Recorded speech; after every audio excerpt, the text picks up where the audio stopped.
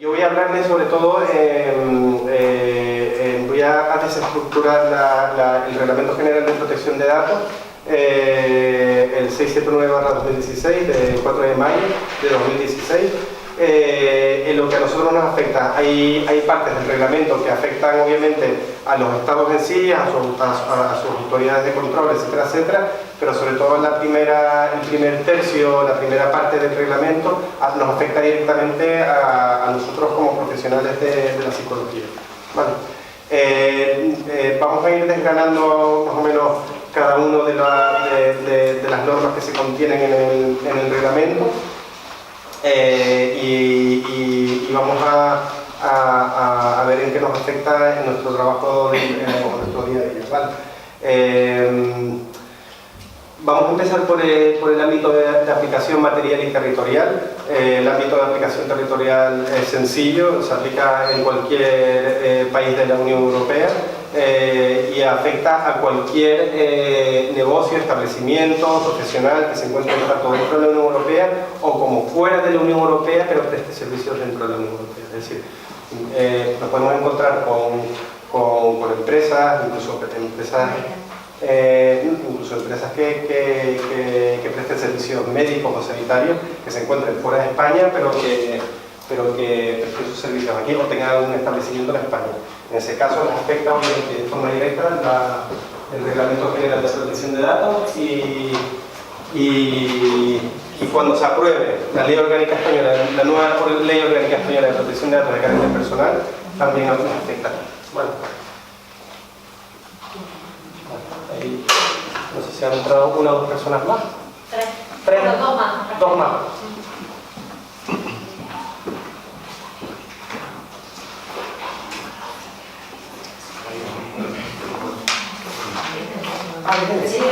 ¿Pequeño pasado? Ya tenía. Vale.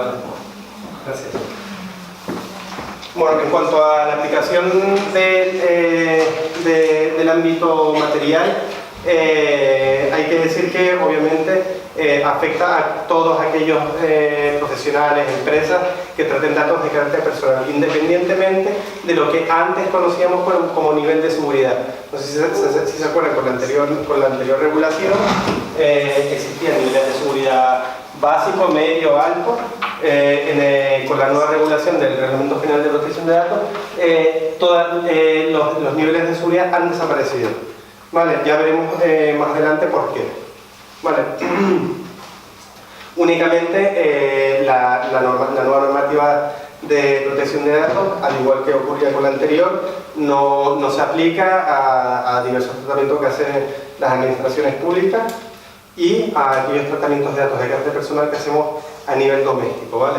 Y cuando lo hacemos a nivel doméstico hay que hacerlo a nivel doméstico.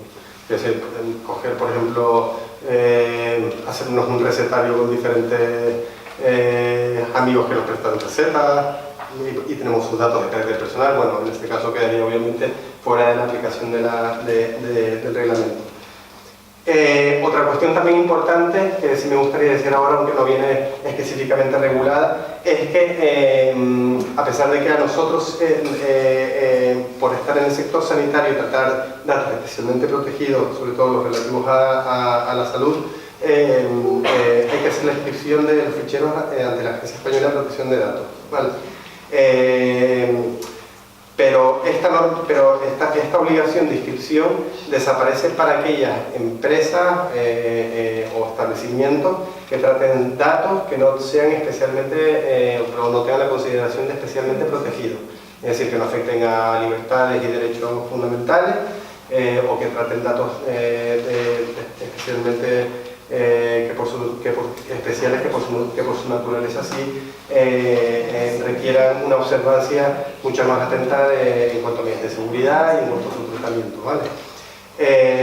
Nos encontramos también en el reglamento los principios relativos al tratamiento de datos de carácter personal en función de esta nueva normativa, ¿vale? Hay que decir en primer lugar que hay un cambio bastante importante, sobre todo en materia de información, la información que le vamos a dar a partir de este momento a los pacientes que estamos en nuestras respectivas consultas.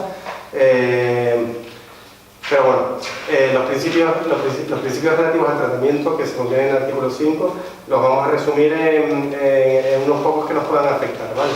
Sobre todo es fundamental que los datos que tratamos en nuestras consultas se traten de manera leal, lícita y transparente. ¿Qué quiere decir todo esto? Que la información que nuestros pacientes nos dan cuando llegan a nuestra consulta tiene que ser una información que sea verdadera, que sea además a la hora de nosotros tratar los datos. Sí, coge la... Gracias. Bueno, a la hora de nosotros tratar los datos de carácter personal de nuestros pacientes, tiene que producirse de forma lícita. ¿Cuál es la licitud o la legalidad del tratamiento en nuestro sector? La Ley 41/2002, que desarrolla los derechos del paciente y regula el derecho al acceso a las historias clínicas, etcétera, etcétera. Por lo tanto, ya decimos desde este momento, aunque muchos de ustedes seguramente ya lo sabían, nos afectan dos normativas diferentes, ¿vale? Una general, que es la regulación de protección de datos de carácter personal, y una específica que regula los derechos de acceso a las historias clínicas de los pacientes, ¿vale? En particular, de forma general, siempre vamos a aplicar el Reglamento General de Protección de Datos de la Unión Europea, hasta que se apruebe la nueva ley orgánica, que está en trámite parlamentario, y ya veremos cuándo sale, tal y como están las cosas hoy en día en política. Bueno, yo personalmente creo que no deberíamos esperar tanto, porque no creo que en realidad no debería haber problemas entre los diferentes grupos políticos, porque esto es un tema realmente innegociable. Igual que nosotros no queremos que los datos que cuando actuamos en nuestro ámbito particular damos a una determinada empresa o un profesional acaben por ahí regados, si nosotros no queremos y así no lo autorizamos, lo mismo ocurre con nuestros pacientes. Quieren que los datos que nos proporcionan, además son muy delicados, lo que pretenden es que se traten de esa forma, de forma leal, lícita y además de forma transparente. ¿Qué significa de forma transparente? Que nuestros pacientes siempre sepan qué datos concretos tenemos de ellos. Eso hay que distinguirlo de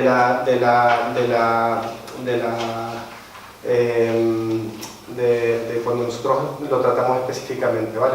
Una cosa es que tengamos su nombre, su apellido, que le hagamos un diagnóstico, y otra cosa muy diferente es que nosotros tengamos que aportarle las anotaciones que podamos ir haciendo en las consultas, etcétera, etcétera. Ahí sí quiero hacer una salvedad muy importante en este sector. Los psicólogos nunca tienen que aportar su metodología de trabajo ni al paciente, ni a terceros, ni siquiera a los juzgados y tribunales, ¿vale? Hay autos de la Audiencia Provincial, y si lo queremos muy cerquita, de la Audiencia Provincial de Santa Cruz de Tenerife, que excluyen de los informes, por ejemplo, cuando hay temas de informes de menores, de agresiones sexuales, de cosas por el estilo, cuando los juzgados piden informes al Instituto de Medicina Legal, la metodología de trabajo, por ejemplo, en informes de credibilidad, este tipo de cosas, nunca hay que aportarla. Lo que se aporta es el informe en sí, y ya está. Y por ejemplo, si yo quiero interrogar a un psicólogo, lo puedo hacer, pero no le puedo pedir cuál es su metodología de trabajo, dado que ya la explican normalmente en el propio informe, y en segundo lugar se establecen las conclusiones y punto. Quiero decir, no hay que dar, porque muchas veces estamos al albur de nuestras propias opiniones personales con respecto a los pacientes, ¿vale? Igual que yo puedo tener mis propias opiniones personales con respecto a los clientes que entran en mi despacho. Yo puedo decir, y perdón por la expresión, este tío es un gilipollas o este tío me cae muy bien. Y nosotros como psicólogos muchas veces podemos hacer anotaciones, diciendo, este tío me está contando una película, o este tío realmente sufre lo que me está contando. Es decir, hay que diferenciar entre lo que es el resultado del trabajo y el camino que hacemos para obtener ese resultado, ¿vale? Muchas veces lo justificamos más. Sí, yo creo que también. Yo creo que también, yo, entre otras cosas, yo soy especialista en Derecho Penal y solicitamos muchos informes del Instituto de Medicina Legal, etcétera, etcétera, y estamos muy acostumbrados a este tema. Las periciales. Las periciales, obviamente.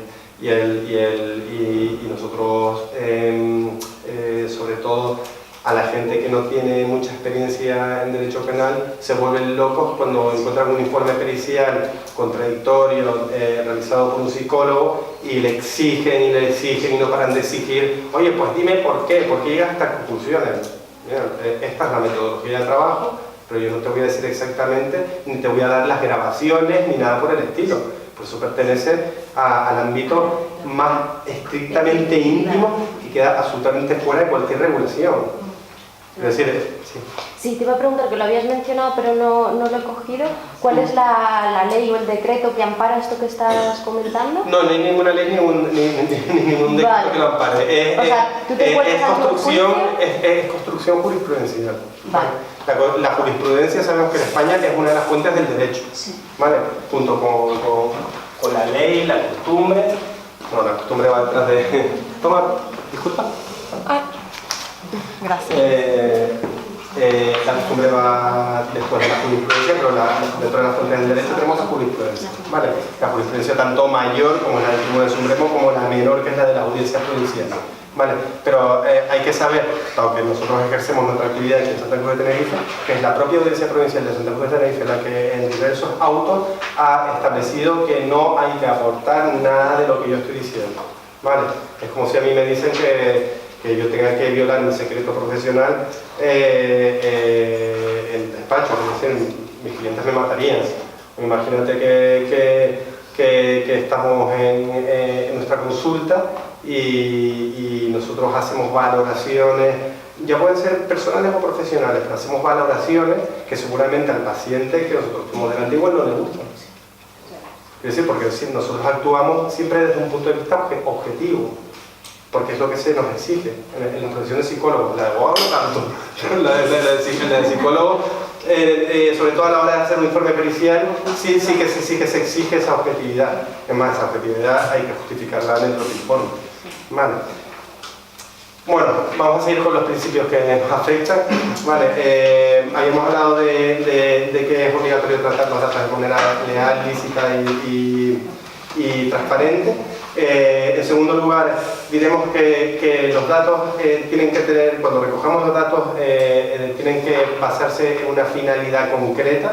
Es decir, no nos vale, por ejemplo, poner en la información que nosotros damos al paciente: los datos se recogerán para el tratamiento psicológico, pero también para venderle chucherías y para hacer los datos a un tercero que le haga publicidad. No es así. Los datos se tratan para lo que se trata. Y eso significa que en nuestro sector los datos los tratamos para el tratamiento y están basados, como dije antes, en la Ley 41/2002, que es la que por fin en España habilita a todos los profesionales a mantener los criterios de acceso a archivos, etcétera, etcétera, para los datos de carácter personal de sus pacientes. La finalidad con la que nosotros recogemos los datos puede variar, pero si varía, hay que solicitar un consentimiento específico y separado a nuestro paciente. Investigación, por ejemplo, ¿no? Investigación, o puede ser también que nosotros, imagínate que trabajamos en un despacho multidisciplinar y a ese paciente le queremos ofrecer otras cosas que puede ofrecer el despacho y que nosotros pensemos que le pueden ir bien, ¿vale? En ese caso, si queremos hacerle publicidad de otras cosas que ofrece nuestro propio gabinete o consulta, hay que hacerlo de forma separada. Y hay que siempre darle la opción de decir sí o decir no. Es decir, porque hay una finalidad principal. Quería preguntar que si en un contrato de confidencialidad, por ejemplo, de un gabinete, puedes poner varias cláusulas para no tener que estar firmando. Sí, puedes poner varias, pero tienen que estar debidamente separadas, claramente separadas, y sobre todo que las finalidades queden perfectamente definidas. ¿Vale? No se puede mezclar y hacer un totum revolutum con todo, porque entonces lo que hacemos es confundir a nuestros pacientes. Al final nos están firmando un consentimiento que es igual que el consentimiento que nosotros podemos firmar en Google, en Facebook, en cualquier sitio. Quiere decir, no nos enteramos.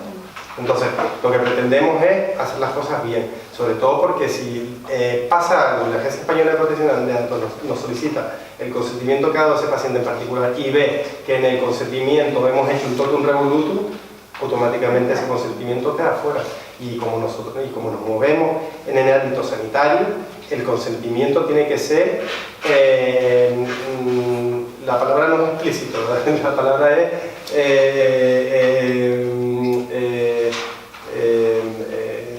ahora mismo no la recuerdo, pero quiero decir, ya el consentimiento no se puede esconder en el hecho de que el paciente llegue a nuestra consulta y lo estamos tratando, no. El consentimiento tiene que ser expreso, ¿vale? Hay que firmarlo siempre. Y siempre dar la opción, ¿no? Porque tú estás hablando sí, no. No, si el tratamiento es psicológico, ¿vale? Pero si vamos a hacer otras cosas, sí. Vale. Los datos de carácter personal cuando los recojamos tienen que ser adecuados, pertinentes y limitados. ¿Qué significa? Adecuados al tratamiento que nosotros vamos o al servicio que le vamos a prestar. En este caso sería, pueden tener relevancia legal, tendremos que irnos al cajón desastre del Código Civil. Ahora nos encontramos con un problema, ¿vale? El problema es que ha habido una reforma en el año 2015 del Código Penal, del enjuiciamiento criminal, del enjuiciamiento civil y del Código Civil, ¿vale? En lo que a nosotros nos afecta es en los plazos de prescripción, ¿vale? Los plazos de prescripción han cambiado por completo, ¿vale? Ya no existe el cajón desastre de los 15 años y tal. Eso ha desaparecido, ¿vale? Pero como nos encontramos en una situación transitoria, porque los derechos adquiridos no podemos cargárnoslos, los plazos de 15 años siguen durando para aquellos, por ejemplo, en nuestro caso, para aquellos pacientes que los tuviéramos de forma anteriormente a la reforma del 2015. Después de la reforma del 2015, el cajón desastre se ha quedado en 5 años. Es decir, en los mismos años que establece la Ley General de la Seguridad Social. También sabemos que la Ley General Tributaria establece 4 años, ¿vale? Entonces, a partir de este momento ya no tendremos que mantener, si no queremos, obviamente, archivos y datos durante 15 años. Es decir, a los 5 años, si no son necesarios, no ha habido ningún problema, y porque esa persona siempre puede volver a nuestra consulta si le interesa, pero si ha pasado 5 años después de que hayamos terminado con una determinada persona o su tratamiento, lo que sea, yo recomiendo destrucción de los datos, ¿vale? A los 5 años. ¿Vale? Si los tratamos antes del 2015, pues sí habrá que esperar esos 15 años. Pero después del 2015, todos los pacientes que tenemos después del 2015, nos vamos a los 5 años. Es el plazo máximo que existe ya en el ordenamiento jurídico hasta acá. ¿Vale? A no ser que nos vayamos a plazos prescriptivos relativos a bienes inmuebles, que entonces duran 30 años. Pero bueno, para lo que a nosotros nos afecta son 5 años. ¿Vale?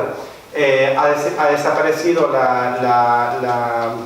la diferenciación entre cancelación y destrucción, aunque en nuestra opinión debería de mantenerse, ¿eh? Quiero decir, cuando nosotros terminamos de tratar los datos, los cancelamos, los pasamos a un archivo histórico, los mandamos 5 años y luego los destruimos. Vale, ya sería un poquito el recorrido que hay que hacer. Vale. Bueno, sobre todo y lo más importante de todos los principios que yo acabo de mencionar, el más importante es la licitud del tratamiento y la obtención del consentimiento, ¿vale?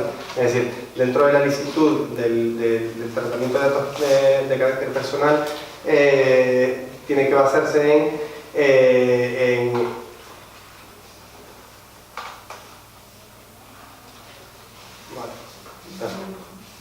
lo que ya hemos dicho antes, perdón.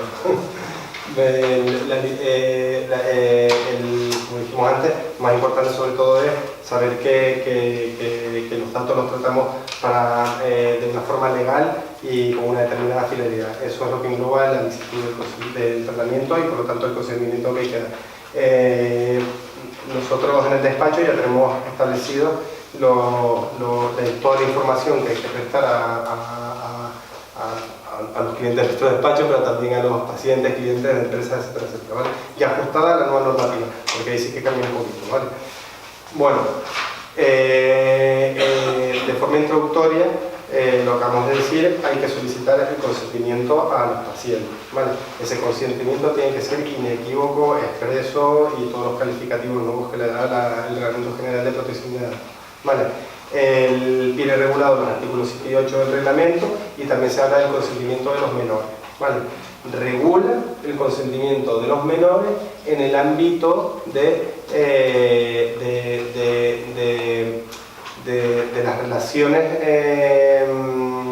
electrónicas, por decirlo de alguna manera, ¿vale?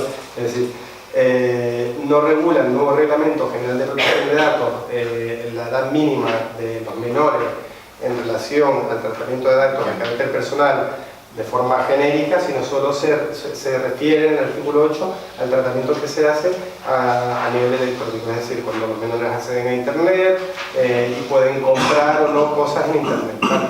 El Reglamento General de Protección de Datos lo que sí viene a establecer es una edad mínima, pero eso puede ser cambiado por cada uno de los Estados miembros. Para la Unión Europea la edad mínima tendría que ser 16 años, 16, pero en España es 14, ¿vale? Y hay otros países que llegan a ser 13. Entonces, nosotros, en el ámbito en el que nos movemos, dado que tratamos datos especialmente protegidos y no es una simple relación de comprar una tontería en Internet, vamos a exigir siempre que sean menores de 18 años el consentimiento de ambos progenitores, como ya bien saben ustedes, que incluso en temas de divorcios cuando hay niños, que cuando uno de los padres quiere llevar al niño al psicólogo, que si no ha pedido permiso al otro padre, no se tiene en cuenta a nivel judicial, esto es un coño, eso vamos.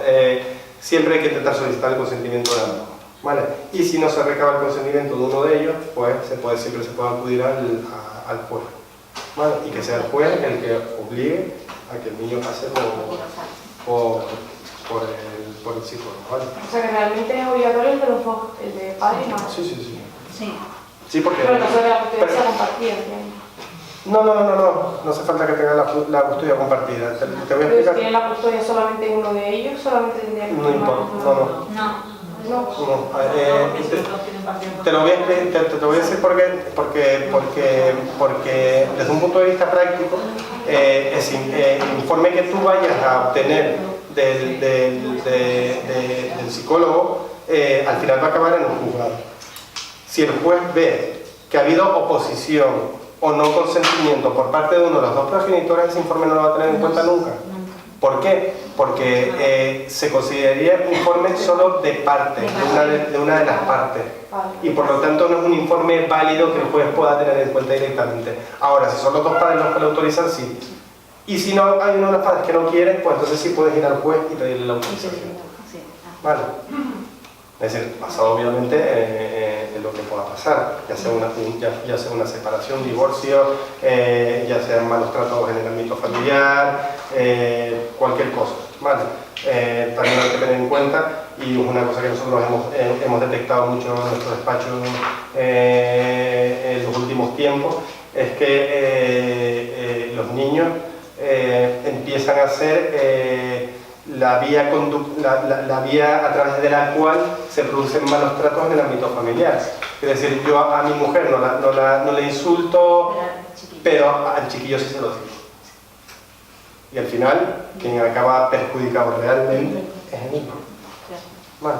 Entonces, nosotros hemos visto que se está produciendo de una manera bastante considerable en los últimos tiempos. La gente al final, más o menos, sabes que, bueno, si a mi mujer la llamo cabrón, hija de puta o lo que sea, pues sé que al día siguiente estoy en el calabozo y teniendo que prestar días de servicio a la comunidad o lo que sea.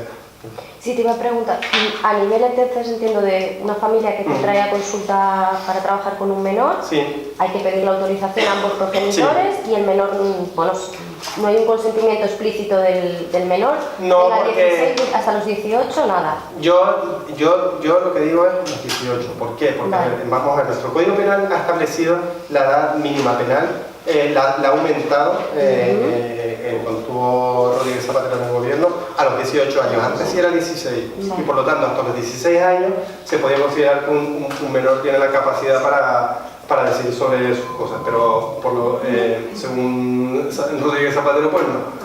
Entonces ahora son los 18 años, es decir, la edad penal, que es la que nosotros nos vamos a basar, son los 18 años. ¿Por qué? Porque además en el resto del ordenamiento jurídico español la mayoría de edad está en los 18 años. No podemos votar hasta los 18 años, no podemos elegir un trabajo por nuestra cuenta hasta los 18 años, si no tenemos que pedir la autorización a nuestros padres, etcétera, etcétera, o emanciparnos. Vale, perdona, y entonces a nivel de toma de fotografías, por ejemplo, de fotografiar igual, no haría falta el consentimiento del menor, se le preguntaría a los progenitores y ya está. Sí, vamos a ver, los menores en ese caso, dado que la fotografía en sí no es un dato de nivel de seguridad alto, pero sí puede tener derivaciones y utilizarse para otras cuestiones, sí. El menor puede dar su autorización a partir de los 14 años. De hecho, hay muchos niños que tienen Facebook y que tienen redes sociales, y por lo tanto, sabes que en España eso no es ningún problema. Yo siempre digo, si estamos por ejemplo, en un centro o tenemos contacto con algún colegio o con actividades extraescolares o lo que sea, yo siempre prefiero que sean los padres los que autoricen todo. Sobre todo si va a haber, si por ejemplo hay un Facebook de la entidad, del club, de la actividad, del colegio, de lo que sea. Es decir, ¿por qué? Porque los niños quieren como locos salir en el Facebook. Siempre quieren salir en el Facebook. Es decir, es como salir en una película, ¿vale? Pero claro, los padres tenemos más cuidado. Más cuidado porque sabemos lo que puede pasar con esas fotografías, etcétera, etcétera.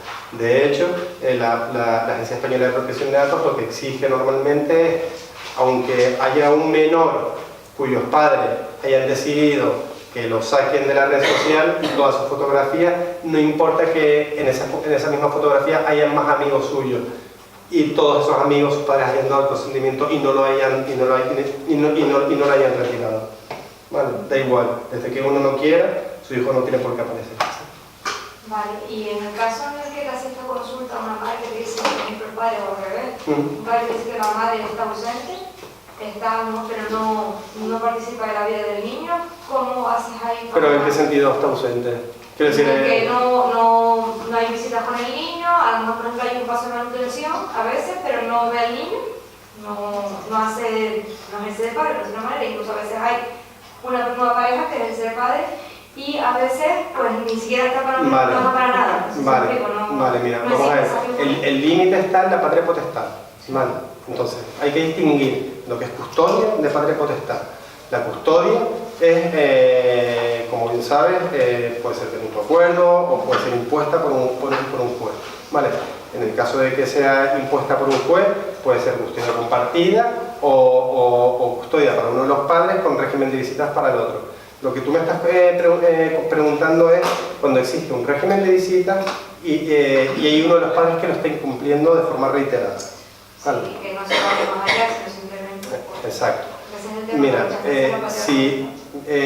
lo que yo recomiendo en estos casos es que el psicólogo envíe un burofax al padre al que no se le ha retirado la patria potestad, porque las causas para retirar la patria potestad, son bastante fuertes. Quiero decir, entran dentro de la violencia máxima que puede existir en la metafamiliar. Quiero decir, no es fácil retirar la patria potestad. Entonces, lo que yo recomiendo es que los psicólogos envíen un burofax, obviamente pagado por el cliente, que es el padre del paciente en este caso, se envíe un burofax al padre y si no hay respuesta, pues entonces sí procedes al tratamiento. ¿Por qué? Porque tú has avisado, quiere decir, has intentado solicitar el permiso del padre, pero no lo has obtenido porque o bien no se pronuncia o porque, como dices tú, está ausente, no aparece, yo qué sé. Porque más de en los casos en los que la madre te dice que no tienes manera porque no fotografar, pero ¿a dónde? ¿A qué? ¿Sabes? Que no te dan ningún tipo de facilidad en ese sentido, ¿cómo lo gestionaría? Vale, porque hay muchos casos que así se... Una cosa es la ley y otra es la realidad. Mira, yo en ese caso lo que te diría es que, sobre todo, si ocurre eso, recomiéndale a tu cliente que se vaya al juzgado siempre. ¿Y por qué? Porque si esta persona no aparece, no paga, incumple el régimen de visita de forma reiterada y durante mucho tiempo, sí puedes terminar obteniendo la retirada de la patria potestad. Tú no sabes dónde está, incluso es que no sé, igual esa persona está fallecida o se considera como desaparecida. Y pues se puede considerar desaparecida, igual se está pegando la vida padre en Brasil o en Argentina o yo qué sé. Quiero decir, a efectos del ordenamiento jurídico español está desaparecida.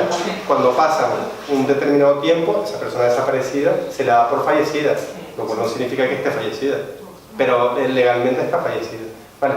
Yo lo que diría siempre es, en esos casos, que son normalmente casos extremos, hay que acudir siempre a los tribunales. ¿Por qué? Porque si los incumplimientos son tan reiterados, es decir, esa persona no forma en absoluto parte de la vida de la hija, le pides permiso al juez. El juez te lo va a dar sí o sí. En relación a eso, que yo hice esa consulta al servicio de aquí del COF y lo que me comentaron fue que le diese a la madre una autorización, que me firmase un papel como que ella se encargaba de informar al padre de que el niño estaba en intervención. Sí, es una forma, porque derivas esa responsabilidad de la madre. Derivar la responsabilidad de la madre porque no había manera de acceder al padre para ver si el niño podía venir o no podía venir y no tenía que ver ni con divorcio ni nada, sino que intervención para el niño. Sí, obviamente siempre se pueden utilizar diferentes maneras. Como psicólogo, yo te digo lo que hay que hacer como psicólogo. Ahora, si nosotros derivamos la responsabilidad de uno de los padres, ahí a ellos. Es decir, nosotros seguimos haciendo nuestro... Exacto, el trabajo lo vamos a hacer igualmente. Si la madre va a presentar ese informe en un juzgado, quiere decir, igual tú ni siquiera lo sabes, o igual de repente un día te ves en la obligación de tener que ir a ratificarlo. Pero en ese caso puede ocurrir que el juez, por mucho que la madre haya firmado, mira, yo no sé dónde está el padre, no sé cómo avisarle, esto y lo demás, el juez diga, mira, sin autorización del padre, yo este informe no lo voy a tener en cuenta igualmente. Para eso... Se puede intervenir de todas formas. Sí, pero pueden intervenir de todas formas como continuar la intervención. Claro, obviamente, vamos a ver, el hecho de tratar al menor no va a cambiar en nada. Quiero decir, lo que puede cambiar es el objetivo para el cual nosotros hacemos esa intervención.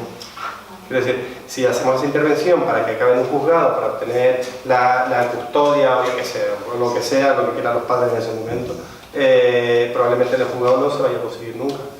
Y el juez lo que haga es emitir al niño al juzgado adscrito al psicólogo adscrito al juzgado, es decir, al Instituto de Medicina Legal. Vale. Bueno, los artículos 9 y 10 del reglamento establecen la regulación en relación a los datos especialmente protegidos. ¿Vale? Los datos especialmente protegidos los podemos resumir en los derechos y libertades públicas y fundamentales que están contenidas desde el artículo 14 hasta el 30 de la Constitución, hasta el 29, perdón,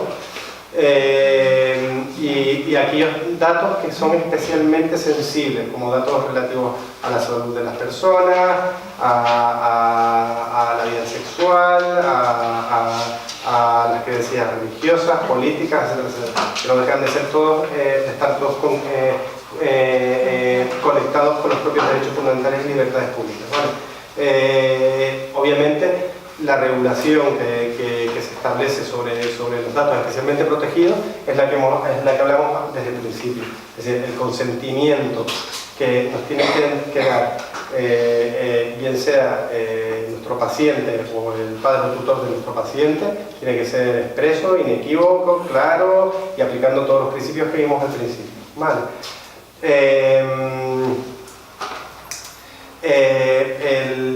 Dentro de la regulación o de las novedades más importantes del Reglamento General de Protección de Datos de la Unión Europea del 2016 es el ejercicio de derechos. ¿Vale? Nosotros conocemos los derechos ARCO, ¿vale? Que son los que llevamos haciendo durante todo este tiempo, desde el año 99, lo que lleven haciendo. Es decir, acceso, rectificación, cancelación y oposición. ¿Vale? Acceso es acceder a los datos, rectificar, cancelar, es decir, no destruir, cancelar. Cancelar es pasar, estoy hablando de la normativa anterior, pasar al archivo histórico. Y oposición es el derecho a oponernos a cualquier tratamiento que no tenga que ver con la finalidad concreta para la que acudimos. Puede ser una finalidad de carácter comercial o publicitaria o cualquier otro tipo de finalidad que nosotros hayamos establecido. A esos 4 derechos se suman unos derechos que tienen que ver sobre todo con cuestiones que han surgido en los últimos tiempos, referidas sobre todo al tema... ¿Me vas contando?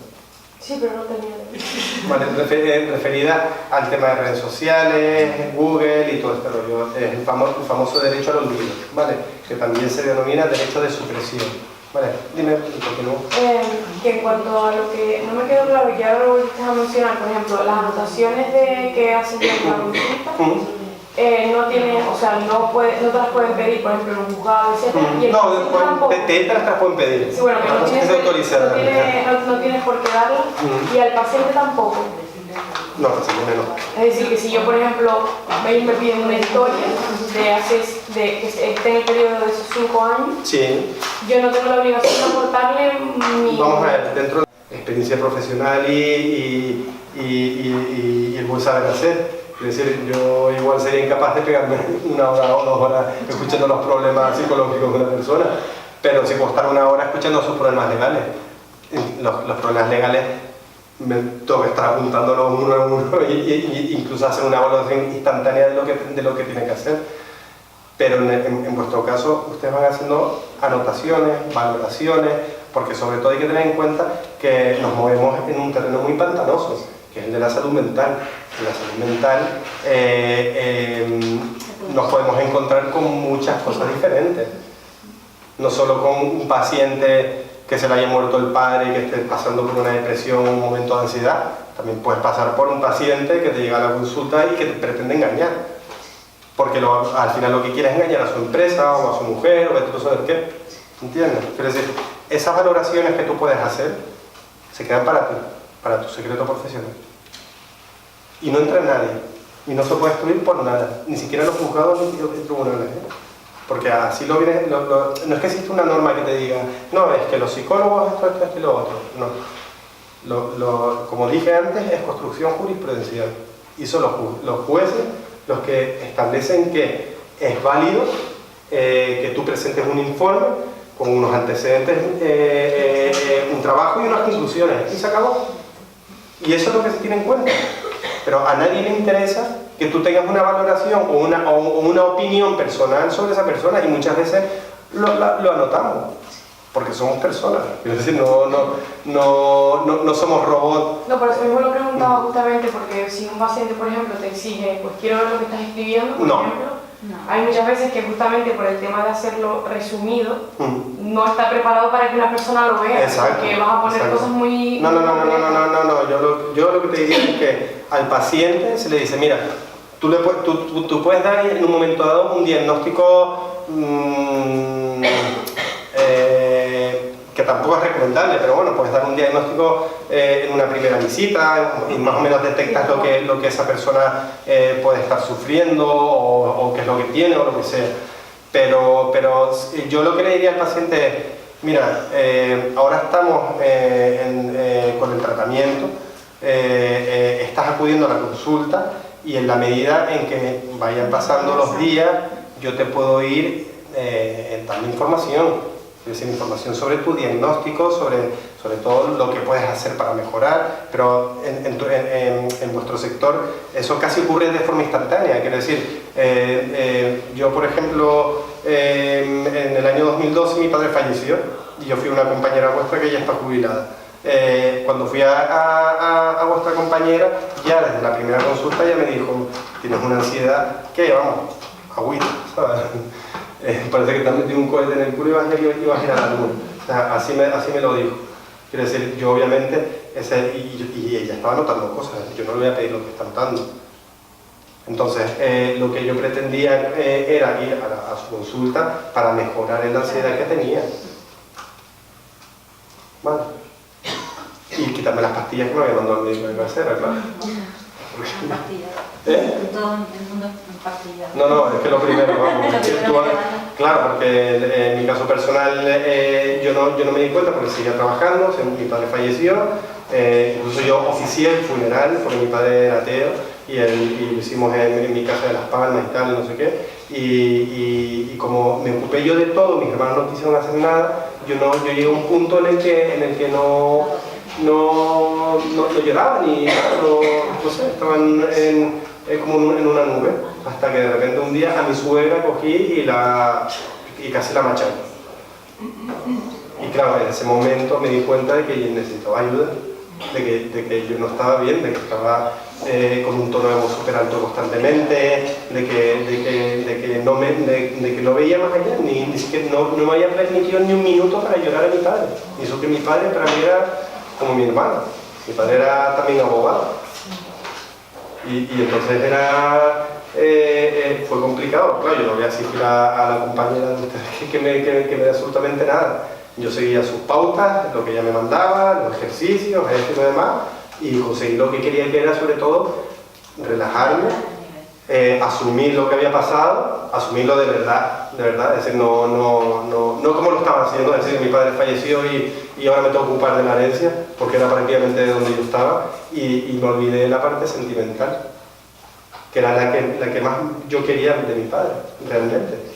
Yo con mi padre no trabajaba ni hacía nada, pero tenía un vínculo brutal con él, que no tenía mis hermanos. Y al pasar eso, yo me ocupé de todo lo material y me olvidé de lo sentimental, pero lo sentimental para mí no sé mi padre, porque mi padre ya, el pobrecito había fallecido, pero estas cosas,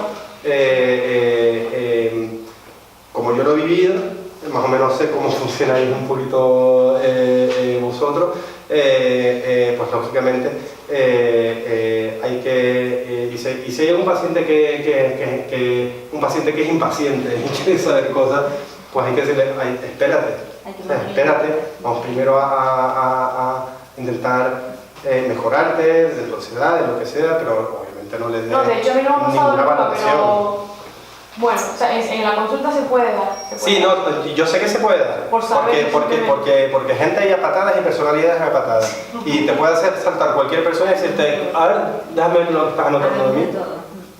Entonces, obviamente, le dicen, mira, no, perdona, estos son valoraciones que nosotros hacemos, que no tienen nada que ver con el diagnóstico que te voy a dar. Simplemente tú estás hablando y yo estoy haciendo anotaciones en base a lo que tú hablas, no estoy copiándote, porque tú no copias al paciente. No vas a poner a decir, como si estuvieras tomando apuntes. El paciente habla y tú dices, madre mía, está como una sotana, o tiene ansiedad, o yo qué sé, o lo que sea. O está perfecto y me está engañando. Vale, pues también lo he visto un montón de veces. También hay eso. Sí, por eso te digo. Bueno, como ya hemos dicho, los derechos los nuevos derechos que se han creado a través del Reglamento General de Protección de Datos son el derecho, como dijimos antes, el derecho de supresión o el derecho al olvido, ¿vale? Eso no nos afecta a nosotros en particular, ¿vale? Tenemos derecho a la limitación del tratamiento, ya hicimos mención antes a ese derecho, ¿vale? Es decir, cuando haya tratamiento en donde hayamos solicitado el consentimiento para diferentes cosas, esa persona puede ejercer su derecho a la limitación de ese tratamiento. Por ejemplo, oye, que no quiero que le pasen más mis datos, como dijimos antes, a fulanito o lo que sea, ¿vale? Derecho a la portabilidad de los datos, ¿vale? ¿Qué significa esto? Si nosotros tenemos, ya sea en formato automatizado o no automatizado, que es nuestra forma de trabajar normal, es decir, prácticamente no hacemos casi nada en el ordenador, lo hacemos todo de forma física, el derecho de portabilidad significa el derecho del paciente a que todos, obviamente no las valoraciones, siempre digo lo mismo, eso tiene que quedar fuera, pero toda la información que sea útil, si él quiere cambiar de psicólogo, hay que pasársela al nuevo psicólogo, ¿vale? Eso es el derecho a la portabilidad de los datos, es decir, ya no puedes decir, mira, quiero decir, no hace falta que él vaya, ejercite el derecho de acceso y luego él lleve los papeles, no, él te puede decir, quiero ejercitar mi derecho de portabilidad con fulanito de tal. Bueno, pues eso significa que tú te tienes que pasar de modo seguro, eso ya se hace mediante las medidas oportunas de seguridad, al nuevo compañero o lo que sea, ¿vale?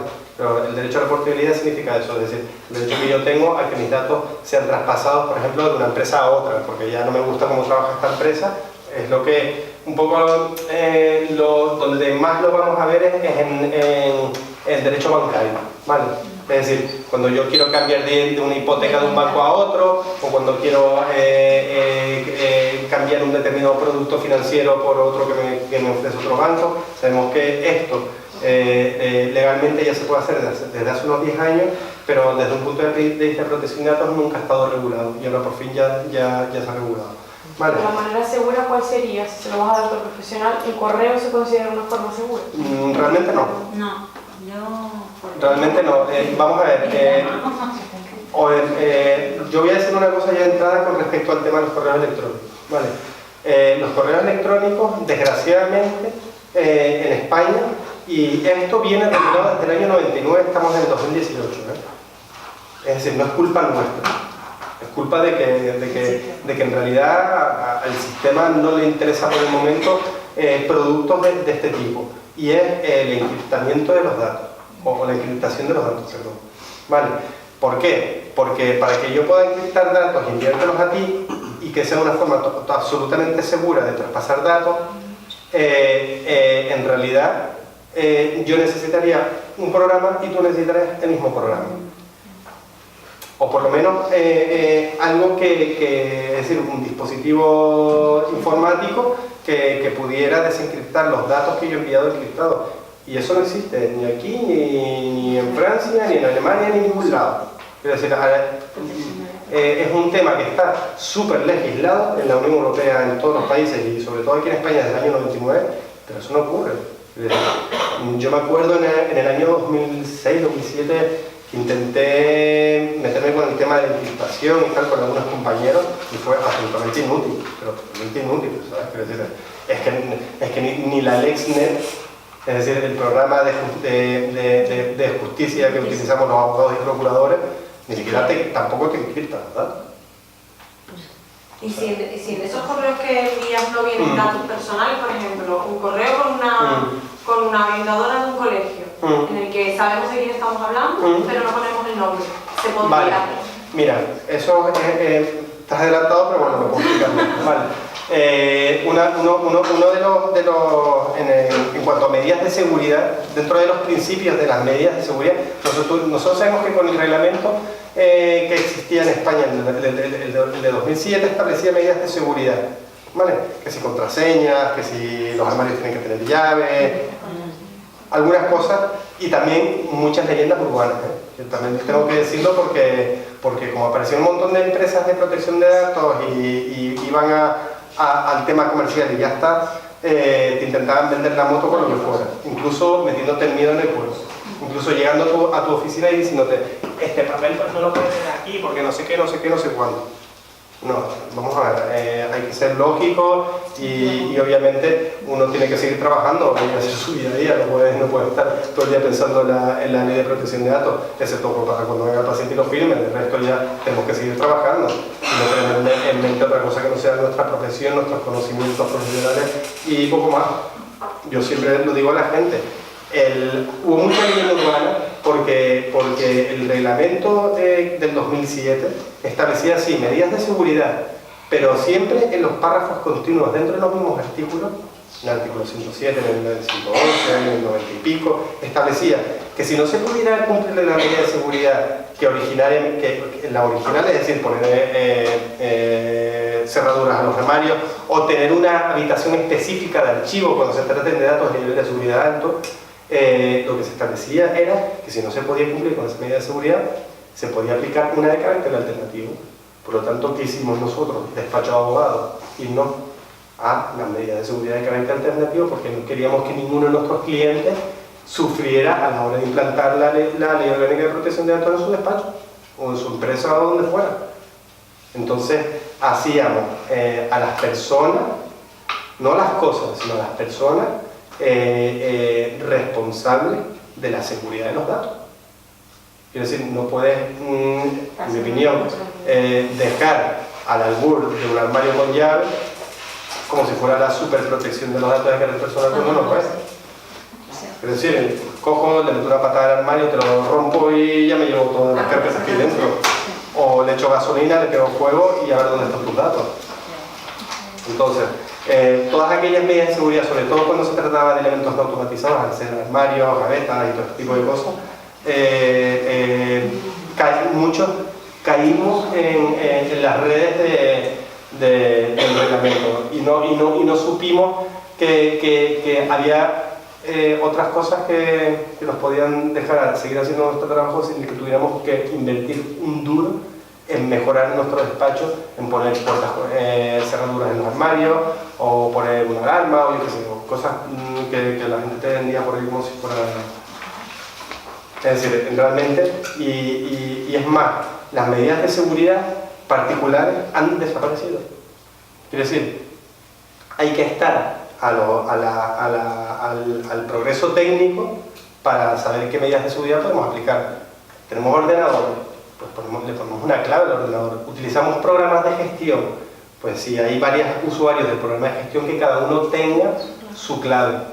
Si yo soy el dueño del gabinete donde hay varios profesionales en un despacho multidisciplinar, soy yo el que va a distribuir las claves entre todos. Cada uno conoce la suya, pero nadie conoce el de la otra. ¿Entiendes? Que tengo elementos no automatizados porque lo tengo todo dividido en digitalizado y no digitalizado, por lo que esté en armario, con poner un papel y poner cada persona que accede, es decir, hacer un control de acceso, antiguamente se llamaba así, era suficiente. Quiero decir, no tienes por qué meterte con temas en los que te vayas a gastar un pastón, y al final es lo que hizo mucha gente, gastarse dinero sin necesidad. Cuando igual hay muchos de vosotros estáis en vuestros gabinetes y estáis solos, una sola persona prestando servicio a todos los pacientes, quiero decir, ¿por qué voy a tener que aplicar determinadas medidas de seguridad? ¿Sí? Ah, vale. Vale. Bueno, pues, ¿por qué narices iba yo a tener que, ahora, sobre todo ahora mismo con la nueva regulación, que meterme con un montón de medidas de seguridad que seguramente que yo, por estar solo, son inútiles? ¿Para qué voy a hacer controles de acceso o certificados de tratamiento y cosas por el estilo que antes te pedían y no tenían, te pedían no? Hacían muchas empresas, o gente que no sabía realmente, o no se había leído del todo el reglamento, porque es verdad que son leyes largas y son un coñazo, pero hay que leerlas. Por lo menos quien se dedica a ello, hay que leer. Es decir, para eso nos hemos sacado toda una carrera. ¿La alternativa a la filtración entonces es la compañía que preguntó ella? No hay alternativa, yo lo que te diría es... un nombre, por ejemplo, ¿se podría? Mira, sí, perdona, nos íbamos a meter con el tema de las medidas y al final se me fue ese entonces. Mira, hay una forma de ocultar los datos de nuestros pacientes, y es la pseudonimización, ¿vale? ¿Qué significa eso? Es decir, en vez, por ejemplo, si estamos en nuestra consulta, nosotros cogemos el ordenador, le aplicamos a cada cliente un código y luego en el armario, que es lo que nosotros utilizamos más a diario porque es donde están sus expedientes y sus cosas, le ponemos un código, con eso salvas el tema de identificar directamente. Se llama pseudonimización, ¿vale? Es un nombre un poco así, no sé dónde lo sabes, me lo he sacado, pero pseudonimización. Claro, el tema es que, por ejemplo, si vas a pasar un informe... Sin P delante, ¿eh? Sí, como ella comentó, claro, en un correo puede aparecer, o sea, en un informe puede aparecer el nombre... Claro, Tienes que tener Vamos a ver, yo eso lo digo de cara a identificar en nosotros en nuestro propio despacho. Ahora, sí, ¿cuál es la solución para lo que tú me preguntabas antes? Es decir, cuando hay que pasarle, para ejercitar el derecho a la portabilidad de los datos, por ejemplo, ¿qué hacemos? Se establece nosotros en todos los documentos de seguridad que entregamos ya está así establecido. Entramos con un montón de anexos. Entonces, uno de los anexos que hacemos es el de autorización para la entrada y salida de documentos. Firma la empresa que los recibe y así te asegura de que esa carpeta o esos datos hayan llegado de forma segura a su destinatario. ¿Firma ¿Vale? electrónica? ¿Pregunta? ¿Se puede? Sí, claro. Esto también, aunque sea con la administración pública. Sí, Sí, yo lo hago. sí. Sí. Y a partir de ahí ya Sí, podríamos ten en, dar cuenta, toque. ten en cuenta que la administración pública está tan obligada, está tan debajo del paraguas del reglamento como tú, quiero decir, es más, las administraciones públicas están súper obligadas a tener un delegado de protección de datos, ¿vale? Eso ya veremos después lo que significa eso, pero quiero decir, son las que tienen que cumplir a rajatabla más que nadie el reglamento, ¿vale? No así los juzgados y tribunales, eso ya tienen un poquito más sí, porque ten en cuenta que ya vienen reguladas por leyes que tienen carácter de orgánica, es un enjuiciamiento criminal, es un enjuiciamiento civil y todos los actos, quiero decir, todo el trasiego de documentación que se produce ya viene regulado, que se está hecho, quiero decir, es decir, tú pones en el Facebook. En el correo electrónico, porque viene un montón de... Sí, quiero decir, tú imagínate que No puedo tu correo, vamos. tú pones, mira, tú compras un billete, tienes que poner tu fecha de nacimiento, tu dirección, esto y lo demás. Bueno, con esos datos ya se te puede hacer un perfil comercial, ¿no? Quiero decir, vives en Canarias, has nacido en tal año, en tal edad, tienes hijos, no tienes hijos, porque voy a viajar todo el tiempo y me llevo a mis tres niños. Ya te han detectado un montón de cosas que, a través de la cual se pueden adoptar decisiones automatizadas, porque no son decisiones que las adopte un tío que está ahí en su despacho. No. Según el perfil que tú has dado, se te va a dar una publicidad u otra. Vale, esas son las decisiones automatizadas. Pues existe el derecho de oposición, que es la O de los derechos ARCO, pero al que se le suma también el tema de las decisiones automatizadas en base a la información que nosotros hemos dado. Por lo tanto, yo me puedo poner siempre, por ejemplo, cuando me llega el correo electrónico, directamente, además, se tiene que facilitar, se tiene que hacer de la forma más sencilla posible por parte de quien ha hecho la publicidad, para que yo me pueda poner y no me envíen nunca más esa publicidad. El derecho a oposición es el único derecho al que no se puede negar nadie. Es decir, el derecho a acceso, rectificación, cancelación, supresión, limitación, todos esos derechos pueden tener una respuesta positiva o negativa. ¿Vale? Pero el derecho a oposición solo puede tener una respuesta positiva. ¿Por qué? Porque en el momento en el que yo no quiero recibir más publicidad, esa empresa está obligada a dejar de enviármela directamente. Ahora, por ejemplo, si viene un paciente y ejercita el derecho de acceso el 1 de mayo, se lo otorgamos.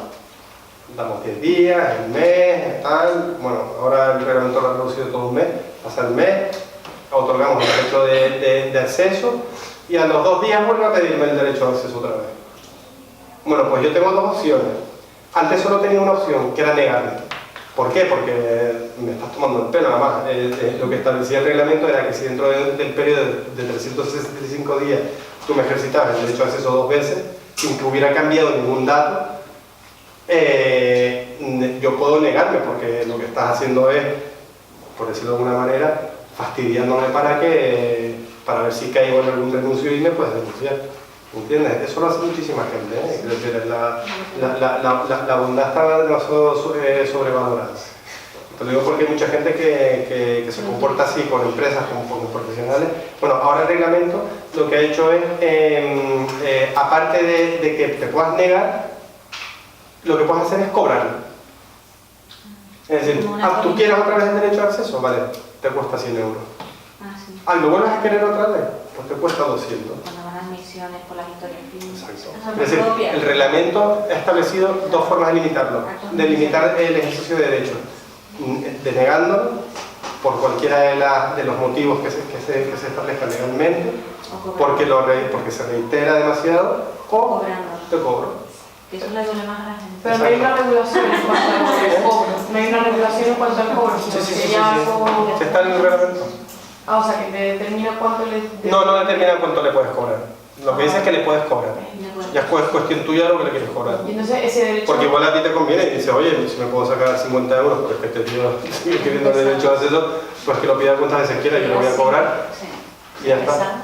5 veces, verás tú como le duele el bolsillo. Entonces ese derecho de oposición lo que hace es que el consentimiento que firman al inicio de la consulta puede quedar anulado en cualquier momento, por ejemplo, una cláusula. No, ten en cuenta que el derecho de oposición está relacionado única y exclusivamente con publicidad, ¿vale? Ah, Por eso es el único derecho que no se puede negar nunca, ¿vale? Porque desde la primera vez que me lo pides, ya te lo tengo que otorgar. sí, un poco esa era mi duda, por ejemplo, nosotros una de las cláusulas que tenemos es para el tema de eso, pues fotos de Facebook, etc. Entonces, si te lo firman, en cualquier momento puedes decir, bueno, pero ya no quiero que lo compartan. Sí. Y ahí ya... Sí, hay que tener en cuenta que vamos a ver, la normativa, aunque esta venga de la Unión Europea, la normativa de protección de datos de carácter personal viene establecida por primera vez en la Constitución Española de 1971, en el artículo 18.4, ¿vale? Entonces, por eso viene regulado por una ley orgánica. ¿Qué significa eso? Que forma parte, es un derecho fundamental. Es un derecho fundamental el que yo pueda decidir en todo momento qué se hace y qué se deja de hacer con mis datos de carácter personal, ¿vale? Es así de claro. Y eso hay que tenerlo siempre presente, ¿eh? Es decir, tanto tú cuando actúes en tu ámbito particular como en tu ámbito profesional, tienes que saber siempre que los datos del paciente que yo tengo delante, él puede hacer con lo que quiera con ellos, excepto engañarme. ¿Vale? Pero siempre que sean exactos, lícitos, determinados, bueno, todo lo que comentamos antes, siempre se puede utilizar cualquiera de los derechos que permite la ley. ¿Vale? Y el tiempo, por ejemplo, si alguien te pide un informe o, bueno, la historia clínica, ¿tienes como un tiempo para poder dárselo o tiene que ser inmediato? No. No tiene que ver nada con el procedimiento cuando tú... No, una cosa es el derecho de acceso y otra cosa es que tú le pidas, que te piden un informe de lo que se ha hecho. Quiero decir, tendrá que ser un plazo prudencial. Yo lo que te diría es que no esperarás mucho más de 2 o 3 meses porque igual te presento una queja en el colegio. Sí, eso Que no lo sé. no. Quiero decir, no sé si existe, bueno, ni dentro del código deontológico del colegio, ni dentro de los estatutos se establece ningún periodo para hacer eso. Legalmente tampoco existe, así que lo que hay que decir es actuar de forma prudente, hacerlo lo mejor y lo más rápido posible, ¿vale? O como dirían en un colegio que estudié yo, sin prisa pero sin pausa. ¿Vale? Bueno. Vamos a hacer una distinción también entre lo que es responsable y encargado de tratamiento. Muchos de vosotros ya sabréis lo que es responsable y quién es el encargado, ¿vale? Lo voy a resumir muchísimo porque además ya todo lo que viene a partir de aquí es la parte que menos nos puede afectar, excepto alguna cuestión en particular, pero vamos a hacer la distinción, ¿vale? Ya hemos terminado con los diferentes derechos que podemos ejercitar. Esos derechos tienen que estar plasmados dentro de la información que nosotros damos a nuestros pacientes. Es decir, igual que la información en sí cambia un poquito, también el pie de derechos, es decir, usted tiene derecho a ejercitarlo, podrá ejercitar los derechos en esta dirección o este correo electrónico, tal. Vale. El ejercicio de derechos, para empezar, tiene que ser ahora más fácil todavía. Tienes que dar un correo electrónico y ya está, ¿vale? En el que cualquier persona que te escriba ahí ejercitando un derecho, le tienes que contestar y otorgar o denegar ese derecho en el plazo de 30 días, ¿vale?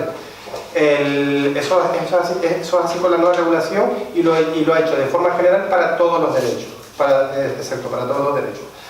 Bueno, una vez hemos hablado de los diferentes derechos que puede ejercitar cualquiera de los pacientes, vamos a ver o conceptualizar algunas cosas que hay dentro de la ley, ¿vale? Ya en la antigua ley orgánica, como en el reglamento de desarrollo, se vuelve a repetir en el reglamento general de protección de datos: responsables de tratamiento y encargados de tratamiento por cuenta de terceros, ¿vale? Responsables de tratamiento somos todos nosotros, somos los responsables de nuestros ficheros, ¿vale? Y el encargado de tratamiento por cuenta de terceros es aquella persona a la que le cedemos los datos de carácter personal de nuestros pacientes, clientes o como los queramos llamar, para que realice o lleve a efecto alguna de las finalidades que nosotros tenemos que cumplir legalmente, pero que nosotros, porque no sabemos, no lo hacemos. ¿A qué nos referimos? Asesores fiscales, asesores laborales, abogados, es decir, todas aquellas personas a las que externalicemos algún tipo de servicio y le tengamos que dar datos personales. Por ejemplo, si tenemos una sociedad limitada profesional, por ejemplo, entre varios compañeros o lo que sea, sabemos que las sociedades tienen que hacer contabilidad, y esa contabilidad la contabilidad se hace a través del libro mayor y a través del libro diario. En el libro diario sí aparece la gente que va pagando o los proveedores a los que pagamos, etcétera, etcétera. Y esa información va al asesor fiscal, y el asesor fiscal es el que se encarga de hacer la contabilidad, de presentar las liquidaciones de los impuestos y de hacer las cuentas anuales del aseguramiento. Eso significa que hay que dejar establecido en el documento de seguridad quiénes son las personas que van a acceder a los datos de carácter personal, ¿vale? Siempre y cuando tengan la autorización para acceder a los datos especialmente sensibles, que en este caso son los datos de salud, ¿vale? ¿Empresa de 5.000 personas? No, ¿Cómo? Pues a tu empresa en tu empresa tiene 5.000 personas, tiene que tener un delegado o varios delegados de protección de datos que se tienen que ocupar de todas estas cosas. Es decir, es el delegado, ¿no? tiene que haber un delegado de protección de datos formado y acreditado. Quiere decir, los delegados de protección de datos, eso es un tema también que a mi sector, por ejemplo, nos ha tocado mucho las narices, el tema de delegado de protección de datos, porque en el Reglamento General de Protección de Datos de la Unión Europea se establece claramente que tienen que ser licenciados en Derecho y con experiencia en protección de datos, por lo menos durante un cierto tiempo. ¿Y aquí? ¿En España? Pero la Agencia Española de Protección de Datos le ha dado un poco lo mismo. Pero es lo que yo hablaba al principio, quiero decir, al final, ¿qué te encuentras? Pues un montón de piratas en el mercado que, primero, claro, pero es que, quiero decir, vamos a ver, como dije al principio de la charla, la nueva regulación es eminentemente jurídica. Si yo aquí nunca voy a hablar de que haya que poner cosas en los armarios, es decir, lo que se dice es que hay que estar a los avances técnicos del momento, y ya está. Quiero decir, y según los avances técnicos, pues aplicaremos una medida de seguridad en un momento dado y otras cuando, por ejemplo, haya más avances. El día que exista encriptación para todo, pues ya podremos aplicar todo esto. Como no hay. ¿Y los delegados están preparados? Vale, los delegados de protección de datos desde el año 2016 se están formando, ¿vale? Yo soy delegado de protección de datos desde hace un año y poco por Thomson & Reuters y nos certifica la única empresa certificadora que ha autorizado la Agencia Española de Protección de Datos. Aquí está el tema súper verde. Hay una empresa certificadora que la ha autorizado la Agencia Española de Protección de Datos. Esta empresa certificadora ha permitido que cuando se han puesto en el mercado los cursos de delegado de protección de datos, que tienen que tener una duración de 180 horas, se lo han abierto a cualquier persona. Es decir, no se ha establecido la criba que sí establece el reglamento de que sea un licenciado en Derecho o abogado, si puede ser, y además con experiencia en la materia. Pero no. En España se lo que les da la gana y ya está. ¿Un arquitecto podría tener acceso? Sí. Un arquitecto, cualquier persona que supere el curso de 180 horas Vale. porque además son cursos y no quiero herir la sensibilidad de nadie, pero son cursos entre comillas y fuentes. ¿Vale? No sé si más o menos me han captado lo que quiero decir. Quiero decir, haces un curso, son 180 horas, pero no son cursos presenciales, son cursos online, que tú te haces tus test, te haces un examen tú con todos tus apuntes en tu casa y tienes tu título y se acabó. Puedes decir curso sin Es decir, lo que hablas y ya está. Ya lo has dicho. Más o menos. Hay que hacer el curso, hay que hacer los exámenes, hacer los test y los exámenes. Es decir, tienes que invertir tiempo. 180 horas seguro que no. Seguro que no. Y menos los que tenemos experiencia. Porque hay un montón de temas que yo voy haciendo los test, o como cuando los iba haciendo en su día, y prácticamente no me hacía ni falta ni estudiar el tema. ¿Vale? Pero claro, eso te lo da la experiencia. Si metes a una persona que no tiene ni pajolera idea y que ni siquiera... Pero al final, mira, luego pasan las cosas que pasan, quiero decir, luego ya de todas formas vamos a ver cómo lo va a regular la nueva ley orgánica de protección de datos, que dijimos al principio en el Parlamento. Ya veremos cómo se va a hacer todo esto, porque te vuelvo a repetir. ¿Está aprobado? ¿Eh? ¿Esa ley? Sí, está en el Parlamento. Está en el Parlamento, pero todavía no ha sido aprobado y está borrado. El que quiera, si quiere, de todas formas ahí está mi tarjeta por correo electrónico, si quiere me pueden pedir el borrador o cualquier documentación anexa que yo se lo puedo enviar, ¿vale? Una cosita para aclararme en mi caso. Aquí en este esquema aparece como un nuevo cambio lo del registro de actividades Sí, versus los ficheros. sí, Entonces, nosotros trabajamos con información sensible, de lo que estamos hablando. sí. Entonces, ahora no es necesario activar un fichero. No, sí, en nuestro caso sí. En nuestro caso sí. Sí. Y Sí, es que tú ten en cuenta que ese esquema está realizado de forma genérica para cualquier empresa o profesional O sea, que en el que haya en caso de España. los sensibles sí que es necesario tener un fichero. Sí, y además hacer el registro de actividades Y además hacer un independientemente. registro de actividades. Sí. Y hemos dicho que un registro de actividades es decir qué personas van a acceder a esos datos. Sí, Si estoy yo sola, soy yo la que va a acceder. sí. Está, ¿no? O sea, Sí, pero es lo que te decía al principio, quiero decir, se crea el registro de actividades simplemente y te pone a ti como usuario. pero ese registro ¿dónde se crea? En el documento de seguridad. Vamos a ver, claro, habrá gente que todavía nunca haya hecho la protección de datos. Vale, la protección de datos, desde un punto de vista, vamos a llamarlo administrativo, se compone de dos fases. Una es la descripción del fichero, ¿vale? Que es lo que el nuevo Reglamento General de Protección de Datos ahora denomina como adaptación desde el inicio, es decir, en realidad lo que pide el nuevo reglamento es que antes de montar el negocio hagas la protección de datos. Vale, imagínate cómo se han puesto con este tema. Bueno, pero no va a ser nuestro caso y es muy raro el caso en el que nos encontremos que alguien haga la protección de datos de entrada, ¿vale? Quiero decir, prácticamente nadie lo va a hacer. No me encontré un caso nada más de una fisioterapeuta una vez, nada más. Bueno, perdona que se me fue tanto serio. El paso número 1 era hacer la inscripción en el Exacto, vale. El segundo paso es tener un documento de seguridad donde consten todo lo que nosotros estamos hablando, porque dentro del documento de seguridad vas a tener las medidas de seguridad, el estudio de impacto de protección de datos, que sustituye a lo que antiguamente conocíamos como un estudio de la legalidad del tratamiento, y que se hacía un poco, era todo un poco rollo. Ahora ha quedado bien claro, ¿vale? Hay que hacer un estudio de impacto, ¿vale? Es decir, dentro del estudio de impacto se observan muchas cosas, es decir, cuando se hace la primera auditoría en cada consulta, yo voy a ver, básicamente para todos los psicólogos va a ser igual, pero vamos a ver la tipología de datos que se trata. ¿Qué